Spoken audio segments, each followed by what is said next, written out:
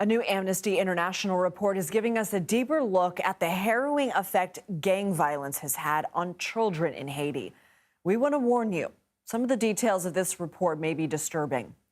Amnesty International interviewed 51 Haitian boys and girls ages 10 to 17 in 2024.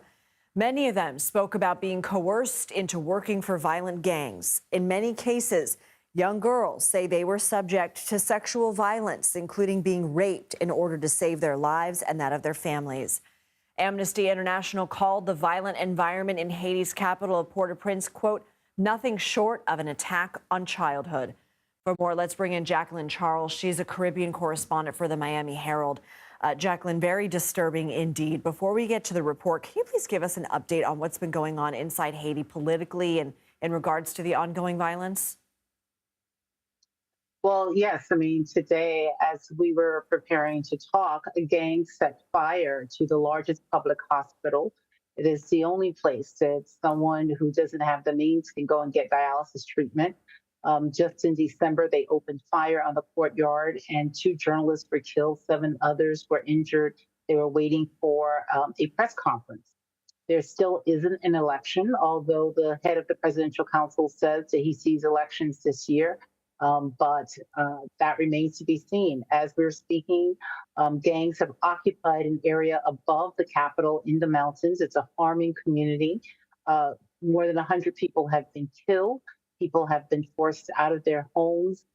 People who are self-sufficient are now dependent on others for 3 meals a day if they can get that. And the reason why this is critical is because they're trying to move into the last parts of the capital that are not currently under occupied by gangs. And if they do, then Port-au-Prince will just be completely controlled by gangs. How has this gang violence, particularly involving children, gotten worse in recent years? I have to tell you, I was in Haiti around the same time that Amnesty was there and was doing this reporting, and it has gotten worse. You have children who have been forced to flee with their parents. They can't go to school. In many cases, when the gangs do move into these communities, they are raping, and oftentimes it's a gang rape situation. Even in the camps where many children and their parents have had to flee, there are now over 1 million people who have been forced out of their homes, were displaced. They are not safe. The camps don't have adequate lighting. They don't even have latrines sometimes.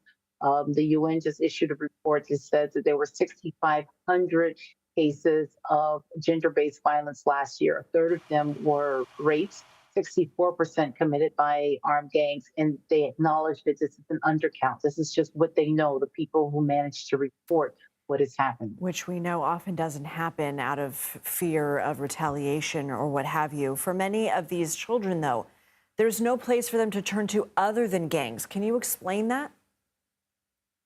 Yes, the other reports that have come out is the fact that, gang recruitment has gone up by 70%, and a lot of it is children. People will tell you about seeing young kids, 8, 9 years old, with AK-47 and other automatic weapons. They are in these poor communities where there are no jobs, there's no food, there really is no future. And so the gangs, sometimes they're left with no choice but to join the gangs, or joining the gang becomes a matter of survival. They're used as lookouts.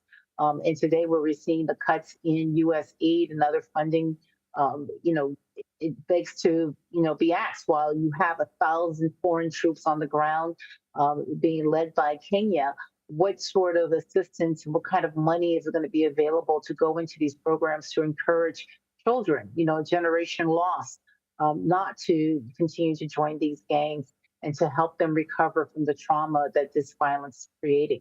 What needs to be done? What can be done? Well, I think it has to be a multi-pronged situation. While you're focusing on how do you return security, how do you take some of these communities out of the clutches of gangs, you have to figure out a way on how to make it safe for children to say no. You have to give them opportunities. And that is not something that we've yet seen. I've been asking, the folks who get paid more than I do, are you having these conversations in terms of how do you, secure communities? How do you put investments in communities to give people something to fight for? And how do you give children, especially, the alternatives? Because that doesn't exist right now. Even in terms of jobs, like factory jobs, Haiti has lost tens of thousands of jobs as a result of this violence. Right now, the international airport continues to be shut down because of an FAA restrictions after gangs shot at 3 U.S. airliners. There are no domestic flights. And if you're in the capital, you're completely locked in. It's like a huge prison, if someone Mm. has once, described it, but you have to break it. You have to figure out how to create opportunities for a better tomorrow. Jacqueline Charles, thank you. Thank you.